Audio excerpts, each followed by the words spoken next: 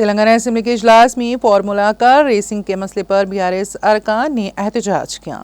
उन्होंने पार्टी के कारगुजार सदरी KT रामाराव के खिलाफ दर्ज मुकदमे को गैर कानूनी करार देते हुए सियाह बैचेस पहनकर असेंबली में शिरकत की और कांग्रेस पर झूठे मुकदमा दर्ज करने का इल्जाम लगाया।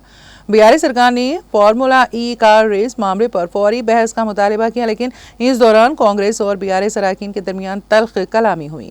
BRS अरकान ने कांग्रेस MLA पर जूता दिखाकर दलित अरकान की तौहीन का इल्जाम लगाया और उनके खिलाफ केस दर्ज करने का मुतालबा किया।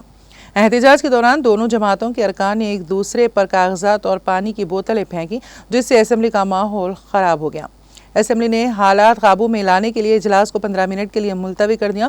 कांग्रेस ने इल्जाम लगाया है कि BRS के अरकान ने स्पीकर की तौहीन की, जबकि BRS ने दलित स्पीकर की बेइज्जती पर कांग्रेस से माफ़ी का मुतालबा किया।